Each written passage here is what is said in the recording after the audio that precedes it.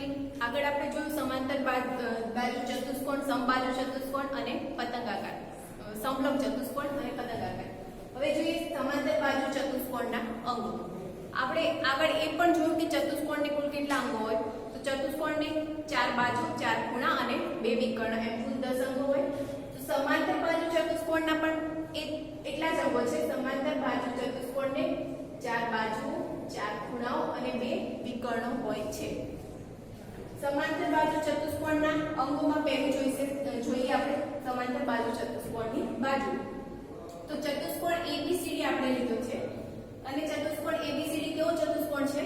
સમાંતર બાજુ ચતુષ્કોણ. આપણે સમાંતર બાજુ ચતુષ્કોણની વ્યાખ્યા જોઈએ. સમાંતર બાજુ ચતુષ્કોણ કોને કહેવાય? કે જેની સામસામેની બાજુઓની બંને જોડ એકબીજાને સમાંતર હોય. એટલે કે AB ની સામેની બાજુ કઈ છે? CD. તો AB અને CD બંને બાજુ કેવી છે? સમાંતર.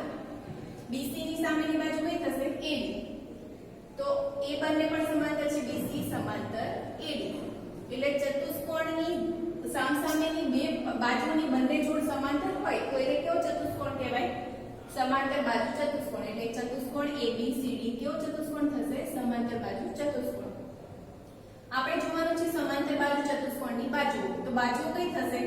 AB, BC, CD અને AD. એટલે સમાંતર બાજુ ચતુષ્કોણની બાજુઓ AB, BC, CD અને AD એમ કેટલી બાજુ થશે? કુલ 4 બાજુ. હવે એની બાજુઓની લંબાઈ વિશે જોઈએ તો AB અને CD સામસામેની બાજુ છે. એ બંનેની લંબાઈ સરખી હશે. BC ની સામેની બાજુ કઈ છે? AD. તો એની પણ લંબાઈ કેવી હશે? BC અને AD ની સરખી હશે. તો સમાંતર બાજુ ચતુષ્કોણમાં સામસામેની બાજુઓની લંબાઈ સમાન હોય છે. બાજુ જોઈ. હવે જોઈએ સમાંતર બાજુ ચતુષ્કોણના ખૂણા.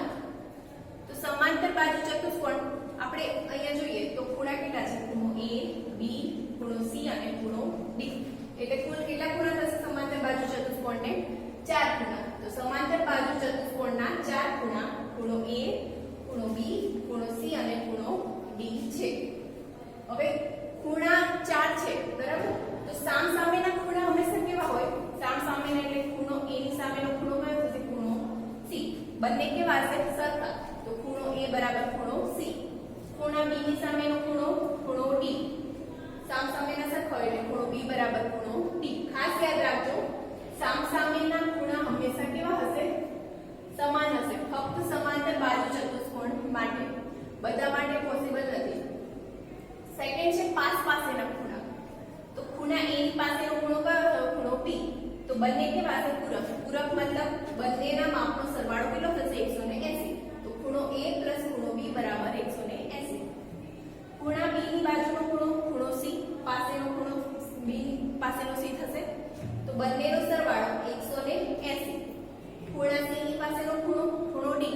તો C + D 180. ખૂણા A ની બાજુનો પાસેનો ખૂણો D. તો ખૂણો A ખૂણો D બરાબર 180. એનો મતલબ કે પાસેના ખૂણા એકબીજાને પૂરક હોય છે. ત્રીજો અંક છે સમાંતર બાજુ ચતુષ્કોણના વિકર્ણો. તો સમાંતર બાજુ ચતુષ્કોણના વિકર્ણો કયા થશે? વિકર્ણ AC અને વિકર્ણ BD. તો સમાંતર બાજુ ચતુષ્કોણને 2 વિકર્ણ છે, AC અને BD. હવે ચતુષ્કોણના વિકર્ણનો ગુણધર્મ જોઈએ તો આપણે એ જોઈ શકીએ છીએ કે વિકર્ણ AC અને વિકર્ણ BD બંને જ્યાં છેદે છે ત્યાંથી બંને ભાગ વિકર્ણના સરખા થાય છે. વિકર્ણ AC છે તો એના છેદ બિંદુથી બંને ભાગ સરખા હશે. એ જ રીતે વિકર્ણ BD ના છેદ બિંદુથી બંને ભાગ કેવા છે? સરખા. એનો મતલબ કે બંને વિકર્ણો એકબીજાને દુભાગે છે. દુભાગે મતલબ બે સરખા ભાગ કરે છે.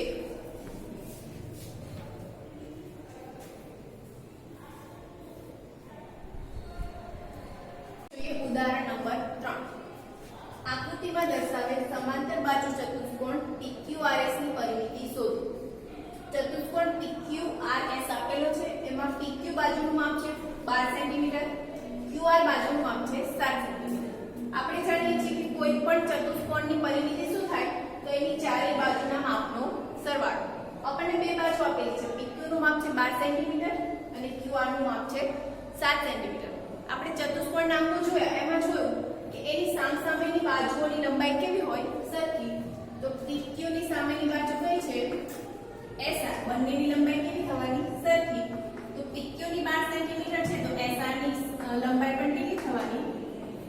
12 સેન્ટીમીટર થશે. ચતુષ્કોણના સમાંતર બાજુ ચતુષ્કોણનો જે બાજુનો ગુણધર્મ છે એના પરથી લખ્યું આપણે PQ અને SR ની લંબાઈ કેવી હશે? સરખી.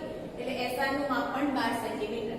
એ જ રીતે QR ની લંબાઈ અને SP ની લંબાઈ સરખી હશે.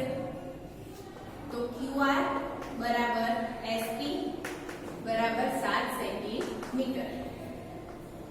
હવે ચતુષ્કોણ PQRS ની પરિમિતિ શોધીએ. તો ચતુષ્કોણ PQRS ની પરિમિતિ બરાબર શું થાય? ચારે બાજુના માપનો સરવાળો. PQ plus QR plus RS plus PS. તો PQ નું માપ કેટલું છે? 12 સેન્ટીમીટર. QR નું માપ 7 પ્લસ RS નું માપ કેટલું છે? 12 સેન્ટીમીટર.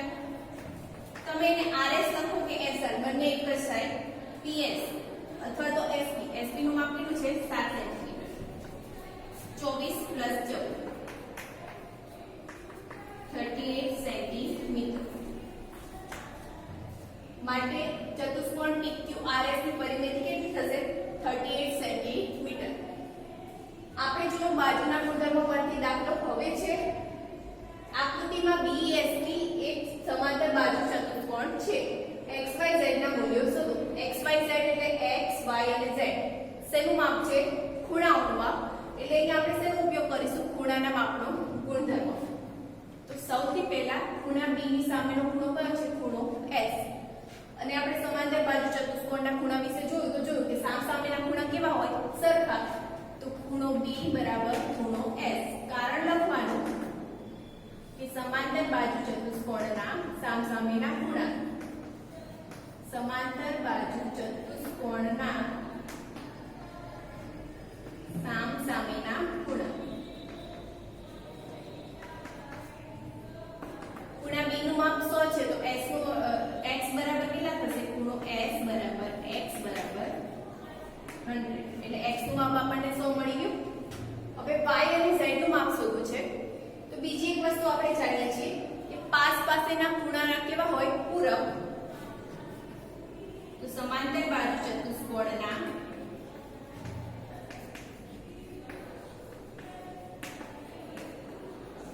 પાસેના ખૂણા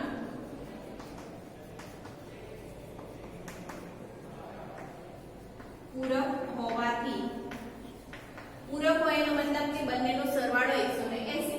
તો ખૂણો B પ્લસ ખૂણો Z બંને પાસેના ખૂણા છે. બરાબર કેટલા થશે? 180 અંશ. ખૂણા B નું માપ આપેલું છે. કેટલું છે? 100 plus Z is equal to 180. therefore Z is equal to 180 minus 100 એટલે કેટલા થશે? 80 અંશ. અને ખૂણો Z કેટલો આવશે? સોરી, ખૂણો નથી, ખૂણાને નામ આપેલું છે Z એટલે ખાલી Z આવશે. Z is equal to 80. હવે y શોધો છે. તો આ જુઓ તમે, y અને z કેવી જોડ રચે છે? રૈખિક જોડ. તો y વત્તા z બરાબર 180. કારણ રૈખિક જોડ. y નું માપ આપણને મળ્યું નથી, શોધવાનું છે. z કેટલા છે? 80. તો y plus 80 is equal to 180. therefore y is equal to 180 માંથી 80 જશે તો કેટલા વધશે? 100. તો y બરાબર કેટલા થશે? 100.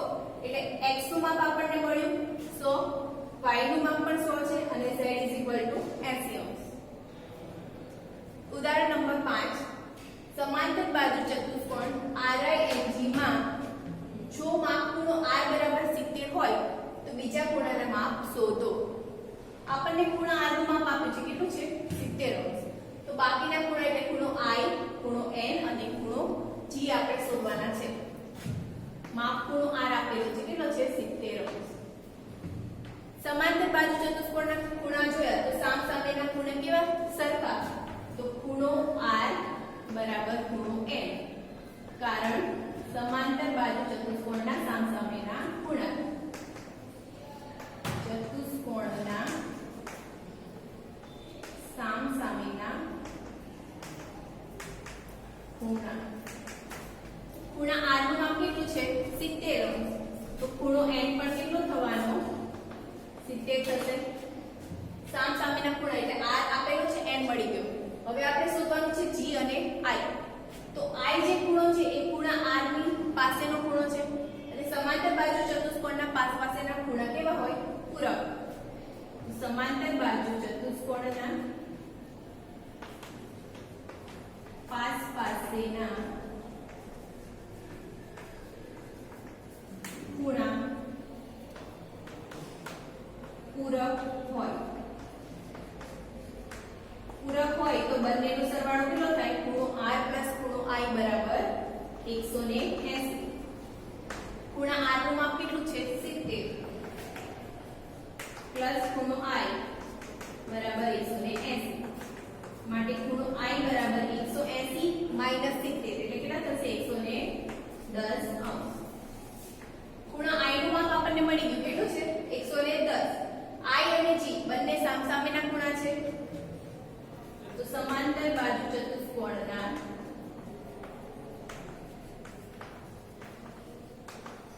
સામસામેના ખૂણા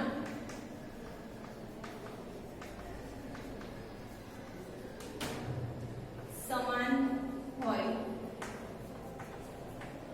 માટે ખૂણો i બરાબર ખૂણો g અથવા તો ખૂણો g બરાબર ખૂણો i. માટે ખૂણા g નું માપ કેટલું થશે? જે આપણને ખૂણા i નું મળ્યું એ 110 અંશ. માટે ખૂણો n 70 i 110 અને g પણ કેટલો થશે? 110 અંશ.